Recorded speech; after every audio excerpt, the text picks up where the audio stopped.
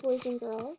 So yesterday we talked about nonfiction text. So when everything in the story is true and it's full of facts, facts are things that are true. Today we're going to read another story called The Wish Tree. And some things in here might seem like they could actually happen, that they're true. And other things in here are going to seem like they're fiction. Fiction means fake. It could not happen in real life. So let's listen to the story and figure out what is fiction or fake and what is real. This is a fiction book, so most of it is going to be fake. This is a made-up story that people wrote just for people to experience it and to enjoy it, not to learn from it necessarily. All right, it's called The Wish Tree. Let's open up the book and we see the title page. And where does my story begin? What's the first word I'd read? The word on the top left. I think I skipped a page. No, I didn't. The word on the top left, just like that. So that's the first word that we read. Charles wanted to find a wish tree. His brother said, "There is no such thing." His sister said, "There is no such thing." But Charles said, "What do you think, Boggin?"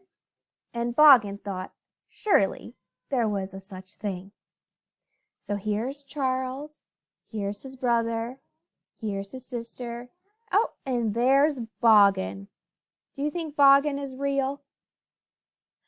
It's a sled. Yeah, a sled is real, but can a sled or a toboggan have thoughts and feelings? No, so that part is made up. So the next morning, Charles and Boggin set forth. His brother said, "Bring a map."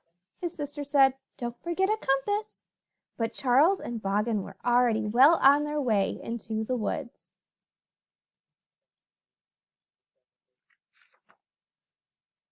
La dee da dee da dee da, sang Charles. Wish, sang Boggin. They had the whole day ahead of them, the whole day to find a wish tree. Do you think that Boggin was actually singing when it said wish? No, Boggin was not singing. That's just the sound that a sled or a toboggan makes when you drag it across the snow. It says wish. Up, up. Oh, that's our sight word from this week. Up, up. To the top of the hill they climbed. And down, down. Oh, our other sight words. Down, down. To a frosty meadow they slid. Where Charles went, Boggin followed. Where Boggin went, Charles followed. Charles and Boggin did not see the wish tree, but they did see Squirrel, who was puzzling over how to get some hazelnuts to his home. Hold on tight. La dee da dee da dee da, sang Charles. Wish, sang Boggin. So long, Squirrel. Do you think a squirrel would actually sit on your sled with a bunch of acorns? Do you think maybe that's fiction? Yeah, remember this is a fiction story, so that means a lot of the stuff in the story couldn't happen in real life. And that's one of them. Slow, slow through the snow they went, and hush, hush, past the bear's den they crept. Where Charles went, Boggin followed. Where Boggin went, Charles followed. They did not see a wish tree anywhere, but they did see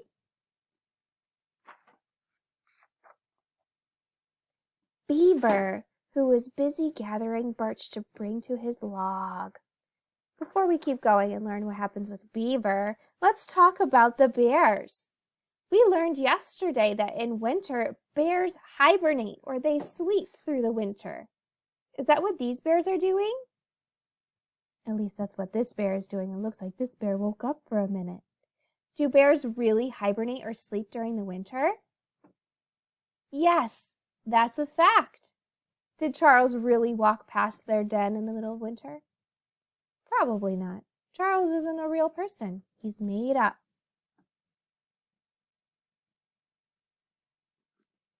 Now let's find out what's going on with the beaver. So it says, Beaver was busy gathering birchwood to bring to his lodge. That's probably true. Beavers do that. Let's go! La-dee-da, dee-da, dee-da, sang Charles. Wish, sang Boggin. Do you think a beaver would really load up somebody's toboggan with logs and then walk along it? No. But would a beaver really build a lodge? It would. That's the beaver's home. Bye-bye, beaver.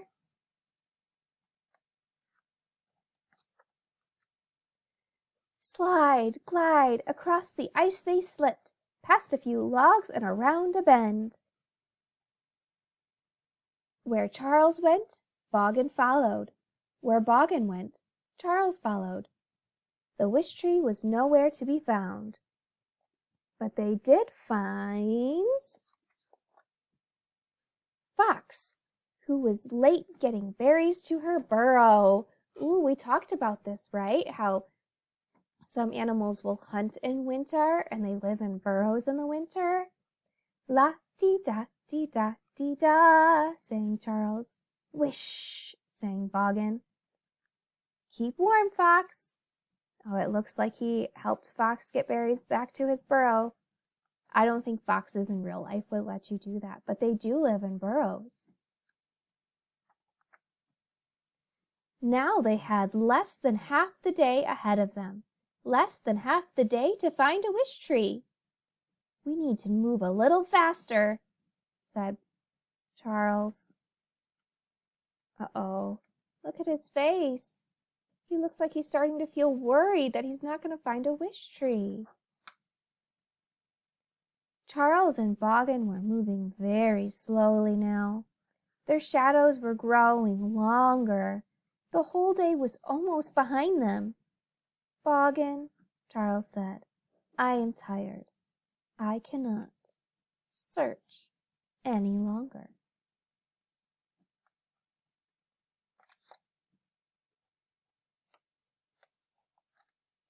Shh, whispered Boggin. Oh, you see that he fell asleep and the bear is pulling him. Do you think this could really happen, that all the animals would gather together to pull a little boy on a sled?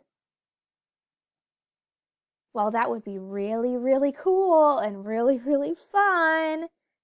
I don't think that would actually happen in real life because animals are wild. They don't pull people on sleds, especially these kind of animals. When Charles awoke, it was snowing. It was snowing on Squirrel, and it was snowing on Beaver, and it was snowing on Fox, and it was snowing on everyone. For a moment, Charles could not see through the falling snow. But then he said, Oh, look! We know that word. That's a sight word. Look!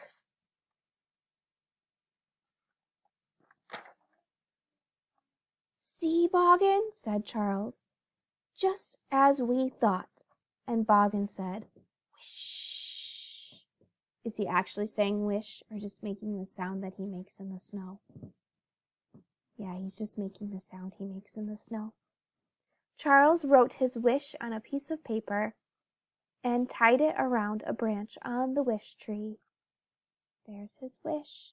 I wonder what he wished for. The snow was falling gently now. The animals had prepared a night feast with hazelnut souffle, a pot of birch tea, and biscuits made of berries.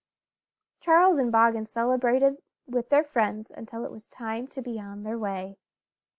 Now, there are a lot of things happening in this picture. I see a whole bunch of animals sitting in chairs at a table eating fancy food that was obviously baked in an oven. Do animals know how to bake food in an oven? No. Do they sit on chairs when they eat? No. So do you think this could really happen in real life? No, this is a fiction book. This couldn't really happen.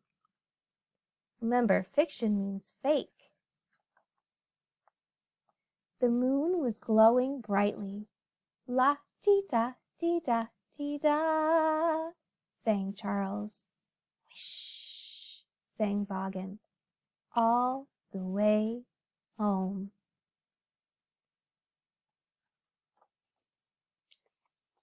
The end. All right. Now you are going to go on to Seesaw, and I'm going to show you some pictures, and you're going to let me know what's fiction and what's real, what's nonfiction. Okay? You can do it.